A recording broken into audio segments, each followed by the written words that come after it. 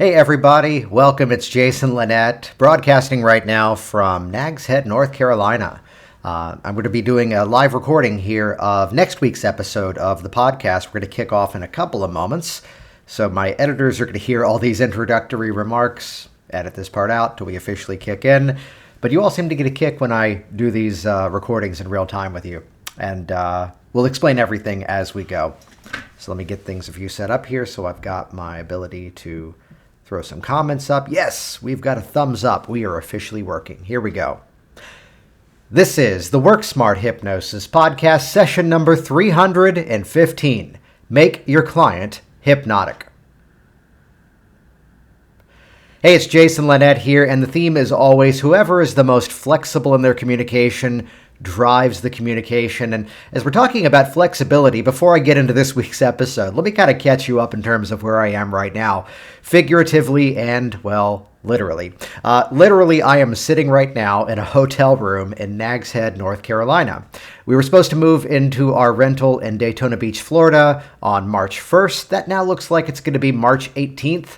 And even with that, I'm shrugging a little bit, and we'll see when it happens. Basically, there were some issues with the property, and the owner is doing some amazing things in terms of making it much better for us. So we're willing to hang out and visit for a bit. My parents now live in Kill Devil Hills, North Carolina, so we saw an opportunity to stop by and visit them for 2 weeks, maybe 3. We'll see where it all goes. And I'll tell you, the theme of the episode this week was I had in my head a whole outline, which we will do this episode a little bit later, an episode called Content is King. There's more and more people joining Hypnotic Business Systems than ever before. We've got the 6 steps to a 6-figure income, hypnosis business income, running as a free webinar. You can watch that right now at jasonwebinar.com. And about a dozen or so people every week are joining that program. And I've had a chance to talk with many of them. And so often people come into the shape of their business thinking that I just need to pay for ads. I just need to pay for some advertising. And I'm going to mess up a metaphor here on purpose. They think they need to throw more darts, but the issue is the dartboard is not yet sticky. And yes, I know that's not exactly how dartboards work, but you get the idea. So there's always that hit list of my rant of 2020, in addition to Take Your Business Online, was the fact that it comes down to here's the list of things you should do before you ever should pay for advertising. So inside of that community, the paid community that is Hypnotic Business Systems, we often get onto the topic of here's how to craft content. And that episode is going to be coming to you later, so stand by for that one. Because I'll make this general. Over in the public community for hypnotic workers, which is the Hypnosis Training Library, I'll generalize it here for obvious purposes. And actually, I'll pull up the thread here, and I'll read a little bit of you this comment here in real time here. It was from David. We'll leave out the last name, of course. But here is a list of where David sleeps at night and his fears, for those that know the gag from Family Guy. Let me pull this up here. All right, here we go. So David posted, basically, I'm working with somebody who's in by way of referral, and we will throw into the statement that someone else is paying for this client. I'm more and more okay with that these days, as long as I get on the call with that person. But basically, at this point, 2 sessions in, they set a plan for 3.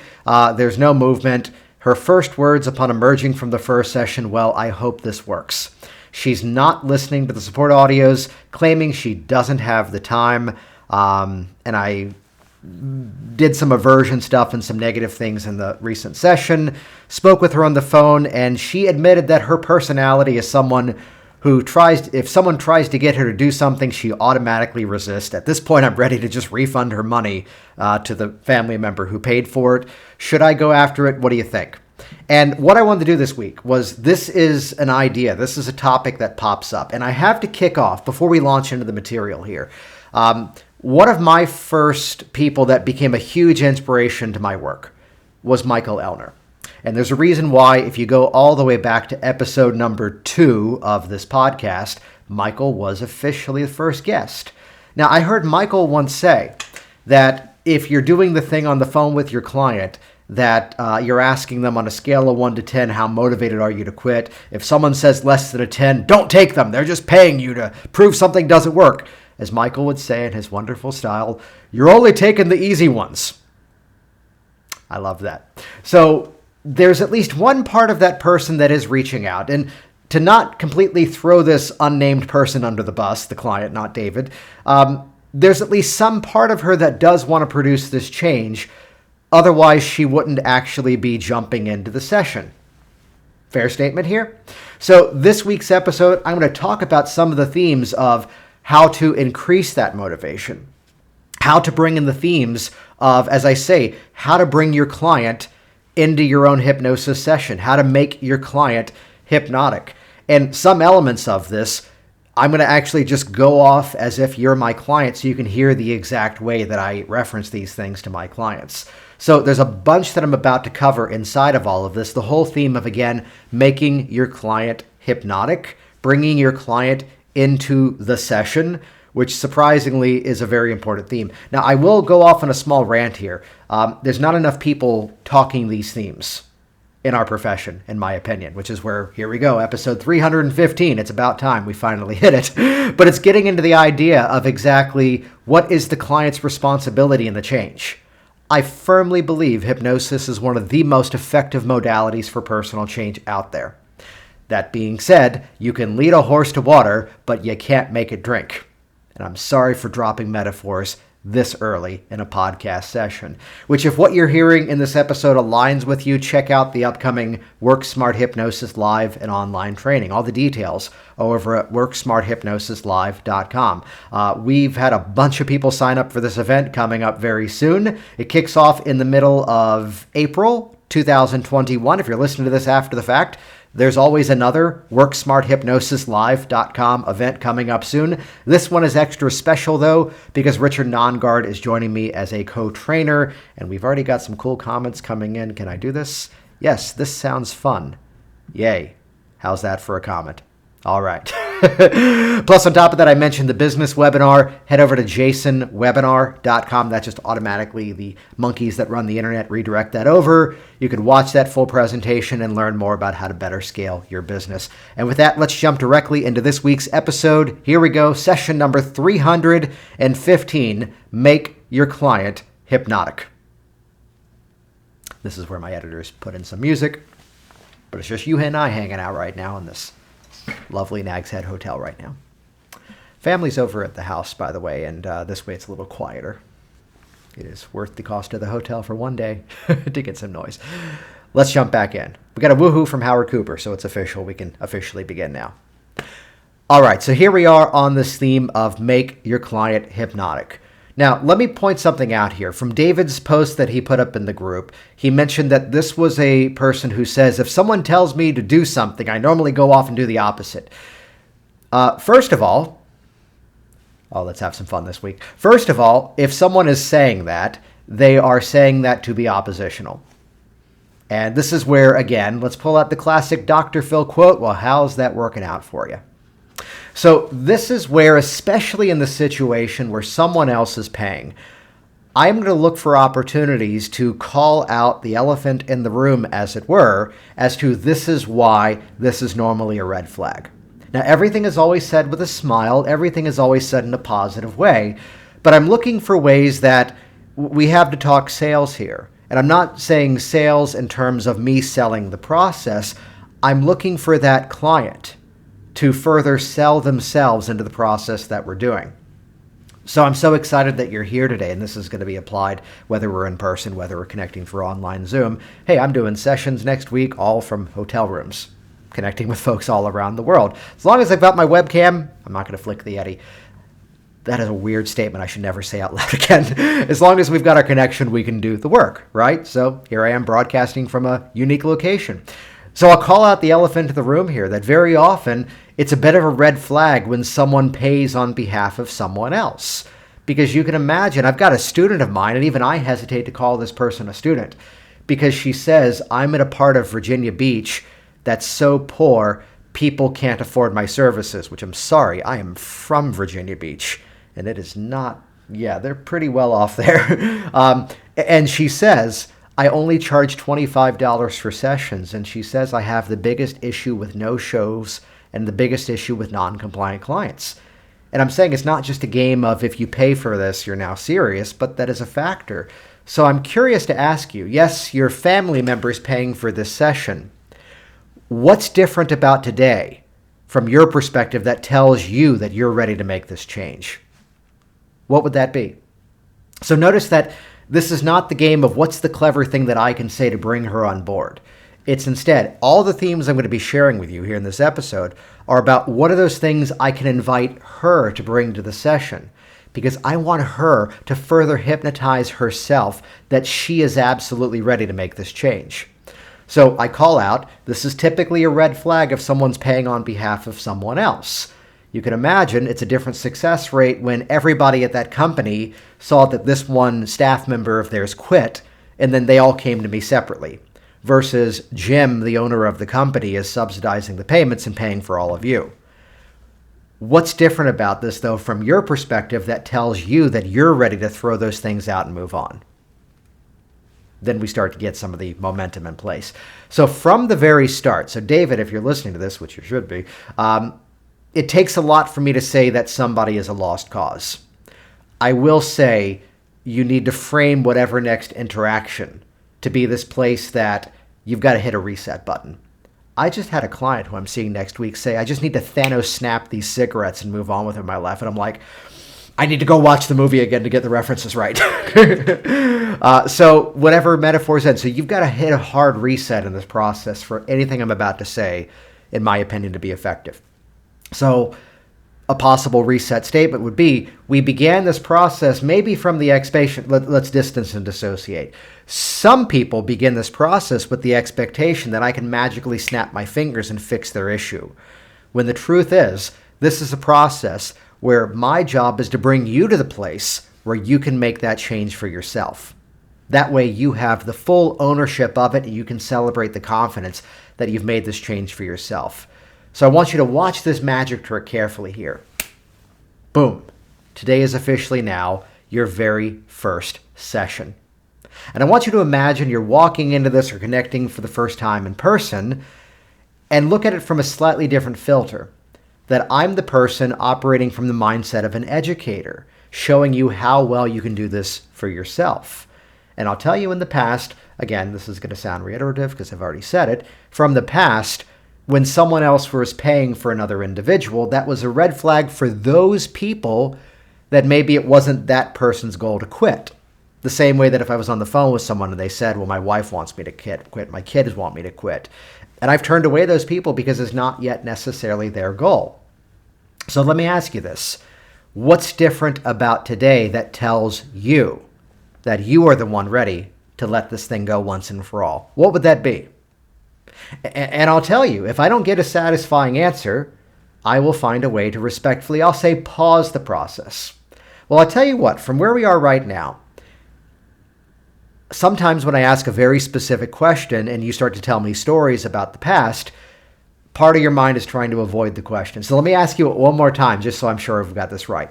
What's different about today that tells you that you are ready to make this change now? And this is where, again, just to call it out, excuse me while I do the pat on the back. This is what I did in my TED Talk about. Man, that feels good. The place where people avoid the question. They go off into storytelling. And this is where I may pull out the intentional but. Yes, from the agreement frame in NLP, we're told to never use our but. I say intentionally use your but wisely. How about that? Thank you for telling me that story. But sometimes when I ask a very specific question, I need the answer to that very specific question. Otherwise, respectfully, I have no idea of knowing how to help you out. So thank you for sharing that. But let me ask you one more time. What's different about today that tells you that you're ready to make this change? Sometimes they don't answer that either. At which point I say, I'm going to give you two options because I think we're done for the day. Option number one is with a few clicks of a button, I'll give you a full refund. Wish you the best. Or option number two, let's table things for right now, and then I'll put a note in the calendar to call you back in about 2 weeks. And when we get to that point, we'll have a better conversation about it. Sound good? Oh, and I've never told this on the podcast, I think. Oh, do you mind if I take off the Virginia Hypnosis hat for a moment? Do you mind if I take off, the hat of the business? and just talk to you, man to man or person to person here? Okay, good. Because I work with so many people that come in with the game of, oh, I shouldn't be doing this. This is a big thing to work with people with weight loss. They're playing the all or nothing game when it doesn't have to be that way. There's a guy who I follow in the fitness world who says, if you follow your plan perfectly every single day, you can likely hit your goal in 12 weeks. If you are really good most of the time, you can do it in 14. So relax. He uses more colorful language than that. Jordan Syat, S-Y-A-T-T, he is phenomenal. Track his stuff. He is outstanding. That's his quote. And I'll reference him to say, people come in with this game of the all or nothing. This is what happens around the holidays, right? Where they play the game of, oh, I've had a piece of cake, oh, all is lost, and then they binge on everything else. Which I'll tell you, just personally, again, this is me talking, not the business. I'm someone who's lost about 50 pounds of fat in the last 10 or so years and put on about 10 to 15 pounds of lean muscle. And it's where if I'm going to indulge, which I'm really not much of a sweets person, but if we're in Northern Virginia and we go to Founding Farmers, I'm having the carrot cake. Yeah, I know, right? So if you're going to have the indulgence, enjoy the hell out of it. So here's the thing. Here's the idea.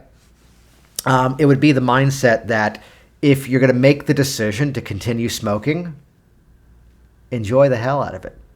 And if that ever changes, call me back, okay? I don't smoke, though, so I don't even know if this is a thing. Is it a thing to buy a better brand? But if you're going to make the decision to continue to be a smoker, sincerely, enjoy the hell out of it. And, when it changes, call me back. Sound good? But let's do this. Let's go ahead and put a point in the calendar 2 weeks from now, and I'll call you back to check in. We'll sort of update the plan from there. Okay, story time over. What you've done there, in my experience, is you have consciously ruined the behavior for that person. And from an ethical perspective, you have reached out to me seeking assistance to make this change. Therefore, it is my ethical responsibility to use whatever tools I deem necessary to help you in making that change. And that's why I'll do that. Now, we're talking like once every 3 or 4 months for these days. Usually the number of, this is what I teach inside of Hypnotic Business Systems, the number of filtration systems, the fact that people have to watch a webinar, they now have to pay a deposit to make a phone call with me, and it has to be scheduled. The more, quote, difficult clients just don't get to me these days, but occasionally they may, and this is what I would do in those situations. But I would call the moment to kind of pause it and give them, quote, permission. I don't tell them to smoke more. All I say is, if you're going to do it, enjoy the hell out of it. And this is a true thing that I bring into my weight loss sessions nowadays. That when you plan for the indulgence, you make modifications around it. Here's the other day that we did a big sort of a cookout with my family, and I knew that Michelle had bought this really nice ice cream and these ice cream cones. And so the dinner that night, I didn't, grab the potatoes. I kind of balanced it out. So when we make that decision to kind of balance things, we're in control of it. So I bring that into the theme of this idea of enjoy the hell out of it. That's not a match for everybody. It takes some, we'll call it confidence, to pull that off. But this is where I'm starting to set the stage early on. So based on everything we've talked about, what's different about today that tells you that you're ready to make this change? And if they can't answer the question, that's one of my exit points, the whole enjoy the hell out of it routine. Similar to that too. I'll intro this the way that I say it to my clients, and you probably have to modify it for obvious reasons. If you look me up on the web, you see that in addition to helping people like you to quit smoking, I do a lot of educational work. I do 2 different podcasts that go out around the world. I've taken my entire business online because of those programs. It brings clients in from all over the world. So because of that, this mindset of education, the idea of this would be to look at the work that we do, that I'm always in the mindset of educating you. So do you mind if I kind of sidebar for a moment and teach you a little bit of hypnotic terminology? Okay, cool. And this is one of the things that my students love. And like my events that I do, like half of the people who sign up for the training events, wink, wink, worksmarthypnosislive.com, half the people who sign up for these events are brand new to hypnosis. Like if someone like you decided, hey, let me learn this stuff. And the other half of the people are folks that, at least on paper, appear to be wonderfully educated, but there's a lot of gaps in their knowledge. And the idea is that, they're not confident customizing for people on the fly. And this is something that I used to do later in my events. Now it's one of the first things that I teach. Every hypnotic suggestion, nearly all of them, follow the same formula. It's an action followed by a result. It's a cause followed by an effect. In fact, here's the easiest way to learn this right now. Go ahead and do this. Go ahead and relax further down right now. And it's kind of jarring. It's kind of intrusive. It almost is a bit of a challenge. And even when I say that, it's not that people are defiant. They naturally tense back up as soon as I've said that. But notice what's different if I put a little bit more context to it. Okay, so go ahead now, please. Take a nice deep breath in. Fill those lungs up with air. And as you exhale now, go ahead and relax on down. Oh, and it gets a very different response now, doesn't it? Because now there's a context to it. Our brain learns through association. We create connections. So up until now, there's a little phrase, up until now, this is the same nature as to what you've been doing with the cigarettes. When I have the cup of coffee, there's the action, here comes the result, I smoke. After I've had the meal, I smoke. When I get in my car, I smoke. Do you see how you're already doing this? Yeah, we call this anchoring. It's Pavlov and his dogs, ring the bell, feed the dogs, and so forth. So all we have to do in this process is interrupt that cause and effect relationship that's been there. On the phone, I told you that most people stop as early as the first time that we meet. Would you like to learn the difference between those people who stop completely and the ones who maybe cut back dramatically but then take the next step forward from there? It's the people who are willing to do something meaningful with their cigarettes before this process ever begins. Because I'll tell you what, if it's like the person who's playing the game of, I want to cut back on alcohol, I want to quit drinking, but they keep it in the house, well, how's that going to work out for them? And I pause and I let them answer that question. They go, they're probably going to drink. So the biggest change that I've noticed in helping people to quit smoking is this reality that you need to live like that person who has never smoked before. So, full disclosure, I am working really hard on cutting back on my addiction of 3 cigars a year. And I start to smile and laugh, and they start to smile and laugh too because they get the joke. Yeah. In fact, most of the time, as soon as I've lit one up, I'm like, I'm cold. There's another half an hour to this thing. Do you want this one? And I give up on it. So I bring that up because I don't even have them in my house. It's not convenient to me because that's not an everyday thing. I had some issues with my body a number of years ago that I was having these adverse reactions to alcohol, and so we really don't keep it around anymore. So once again, what is it that you're willing to do to put you in that position so it's even easier now for you to move on with these things once and for all? What would that be? Let's sidebar here for a moment. And I want you to realize that I'm about to talk about something on this program that I've not talked about before. I believe I have officially changed my personal definition of hypnosis.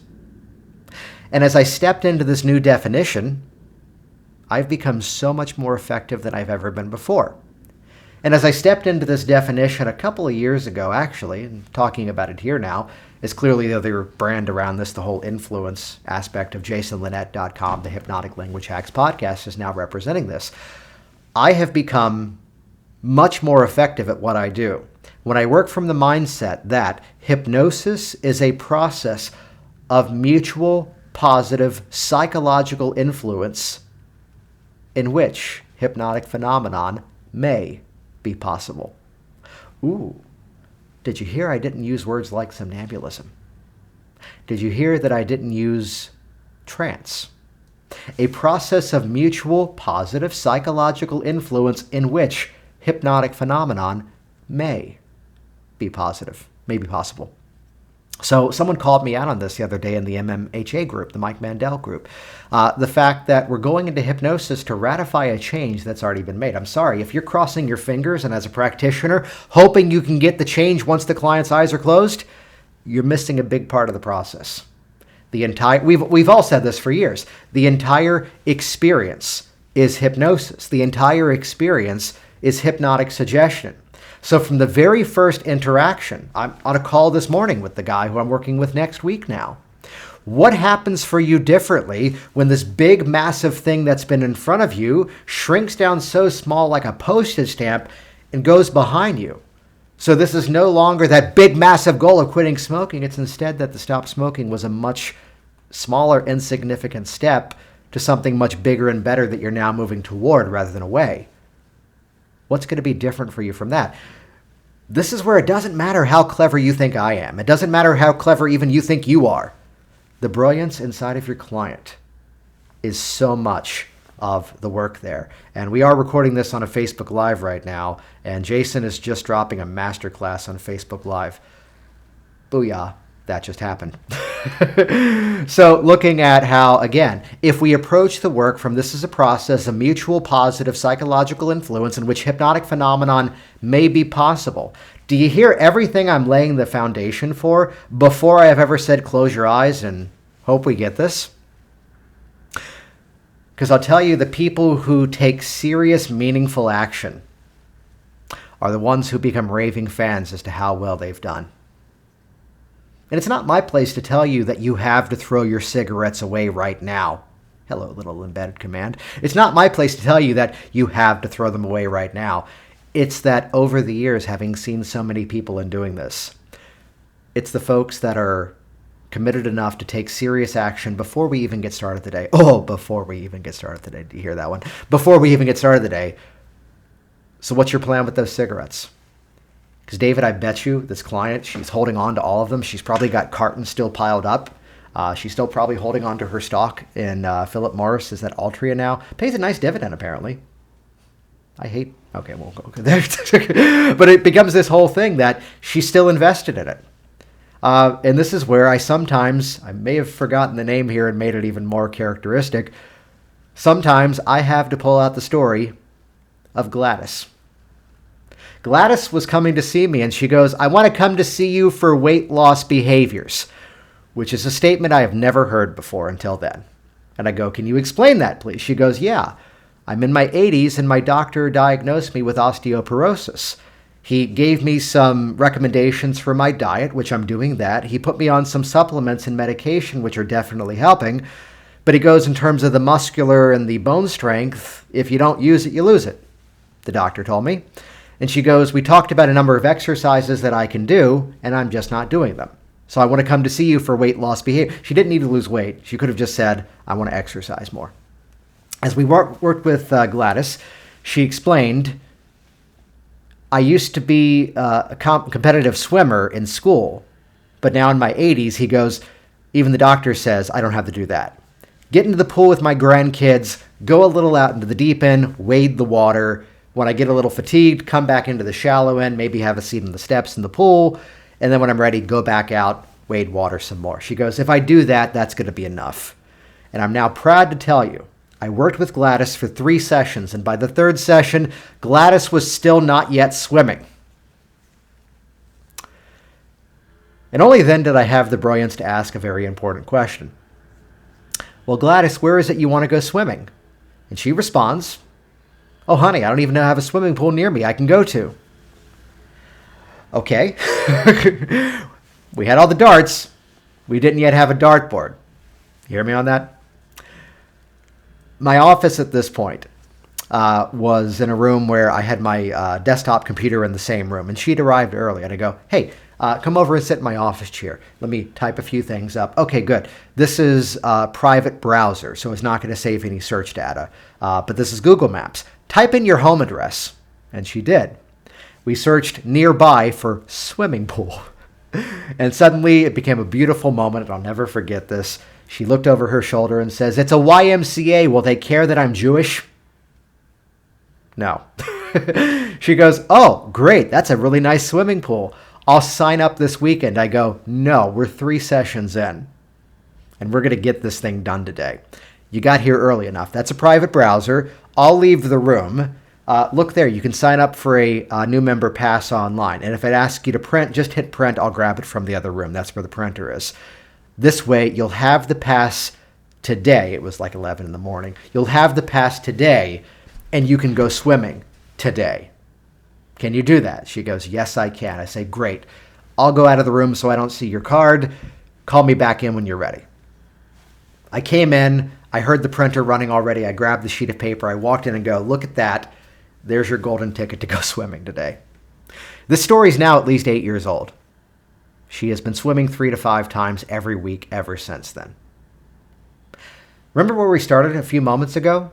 Cause and effect, action, result. Now that you have that swimming pool, you discover just how easy it is to go on a regular basis. Until we had that foot in the door, nothing was going to change.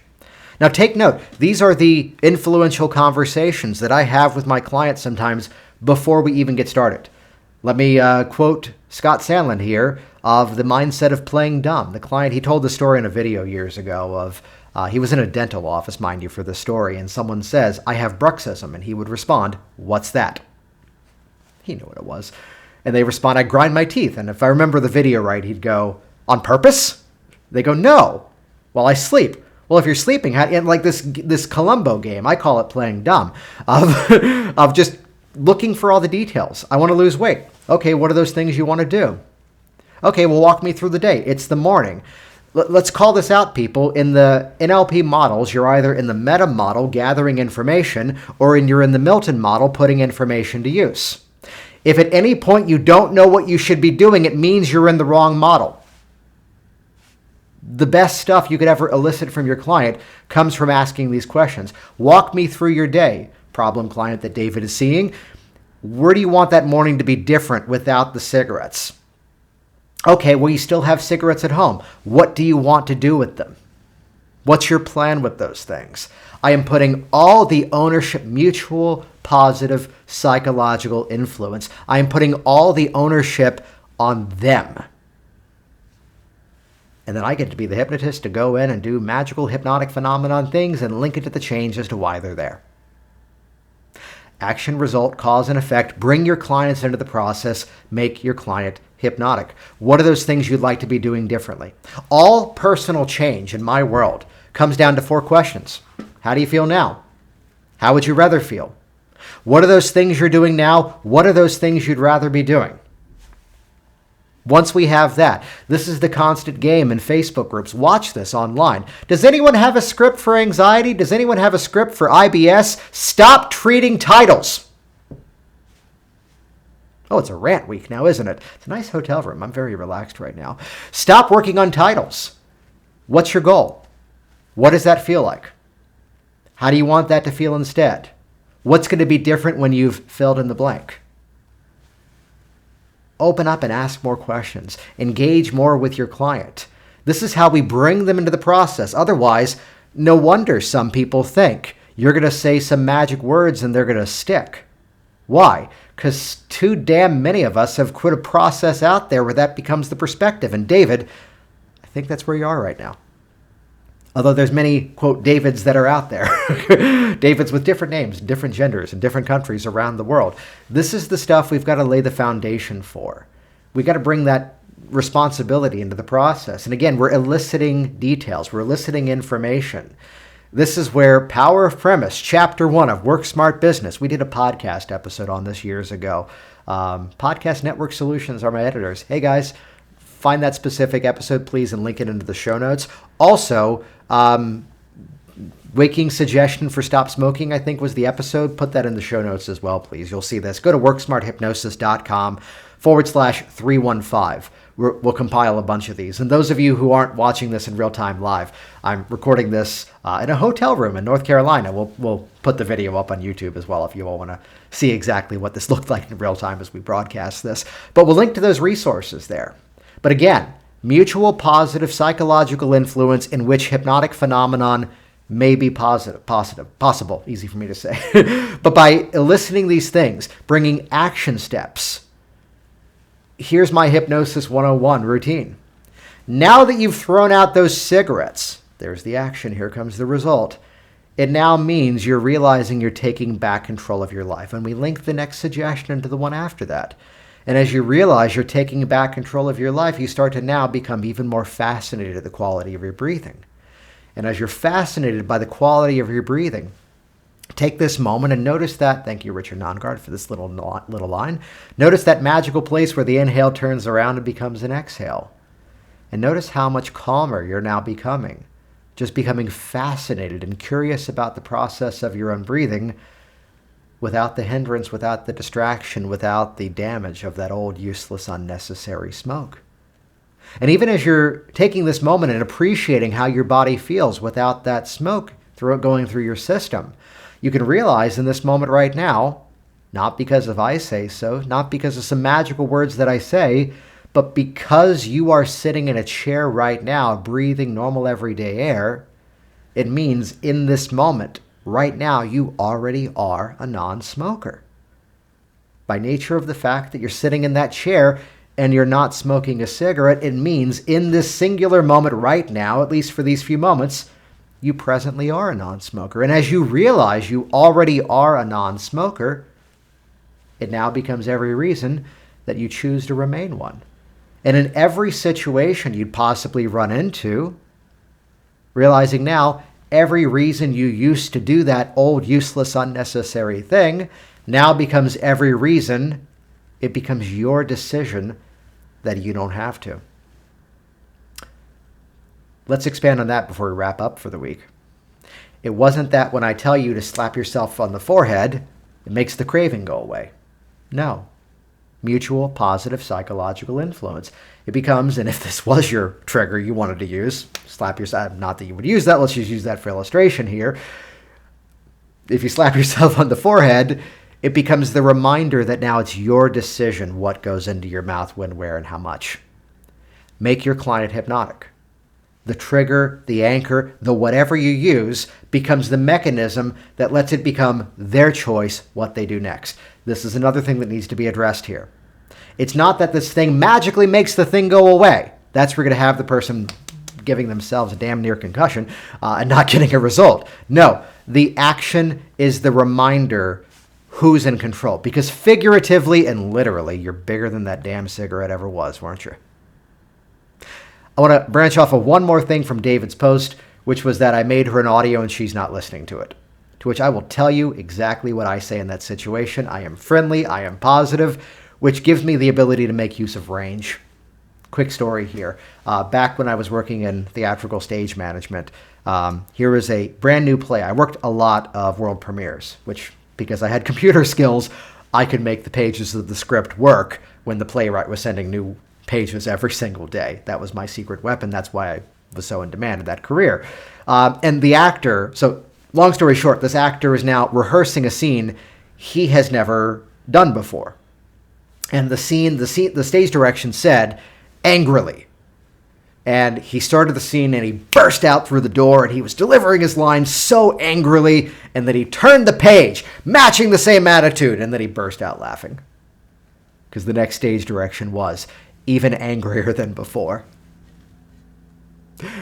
And he goes, I have to quote his exact line. He goes, I blew my wad on the first page. Let me go back and find some range to this. And suddenly again, we started the scene once more. And this time, on a scale of 0 to 10, he started at 6. Turned the page, even angrier than before. He went up to 9 or 10. Then he turned the page and he smiled and it said, parentheses, stage direction, calming down. So know the range as to where you're going. I bring that up here because as we look at the emotions that are going to be a part of the process, how do you want that to feel? You know, and the aspect of the range that I can bring to the process, the same way that I interact with all of you here on the podcast is the same way I interact with my clients. Which suddenly, when I suddenly get very specific and just start to tell you, well, look, you paid $1,200 to come in here and do this thing. Do you like giving money to strangers and not following their instructions? I mean, how did you expect this to go? I'm just asking because it's going to help me better clarify what I put on the website for folks in the future. Because if you're willing to put 5 minutes into the cigarette, now this is, again, something I would pre-frame very early on. Now, that's this ritual that used to take you upwards of, the guy this morning, 20 minutes, including washing your hands and using all the sanitizer wipes we've all been stocking up. But let me ask you this. If I could teach you a technique that would take you 2 hours every day, would you use that technique? Yeah, I wouldn't either. Which means if I taught you something that only takes 30 seconds, and I trail off, and they go, oh, I would do that. Oh, good. So I want you to realize you just agreed to use the method I'm going to teach you today. Makes sense? Because 30 seconds is a whole lot more convenient than 2 hours. And even better, 30 seconds is a whole lot more convenient than the 20 minutes that cigarette ritual used to be, right? Anything explained in advance is education. Anything explained after the fact is an excuse. Mutual, positive psychological influence in which hypnotic phenomenon may be possible. So I'm playing the game of satisfy objections before they arise. I'm going to get agreement to a resource in advance. I'm going to get agreement to action before the process begins. I'm going to get agreement to exactly what's going to be happening next week. What's the story that you are going to be telling me the next time you're here that's going to be validating for both of us just how well you've done? What's that story going to be? This is where all my content comes from. And that's where inside of Work Smart Hypnosis Live, I'm teaching set pieces for change. You're getting additional content from Richard Nongard in the next event. And it's where we're now taking what we've now learned and fitting that into the parameters of what we've talked about with the clients. So there you go. Bring your clients into the hypnotic process. Make your clients hypnotic. This is where they put in the music. Let's do the wrap up. Jason Linett here once again, and as always, thank you so much for interacting with this program, for sharing this on your social media streams, and please, especially this week, put this stuff to use. Put this content to work. I want to hear your stories, and especially how you've made it your own. There's a catchphrase I sometimes use in my trainings of depending on the rapport in the room, where sometimes you may not yet have the right to ask some of these questions or become slightly provocative. That's where Work Smart Hypnosis Live is all about helping you develop your own style, helping you to learn the methods and make it your own. As of now, I'm recording this on March 4th. This episode comes out on March 11th. We've got about a dozen or so spots left for the next Work Smart Hypnosis Live. You can find all the details at worksmarthypnosislive.com. The next event is special because I'm bringing on Richard Nongard once again as a co-trainer of that event. It also includes lifetime access to hypnotic workers. And for those of you that are looking to better scale your businesses, check out jasonwebinar.com for the new 6 Steps to a 6-Figure Hypnosis Business on-demand presentation. I'm going to head back to the family. Thanks for listening here this week. And again, check out the show notes. We've given a lot of cool references for this week. See you soon. Stay safe, everybody. There we go. Thanks for joining me for the live broadcast, and I'll see you all soon.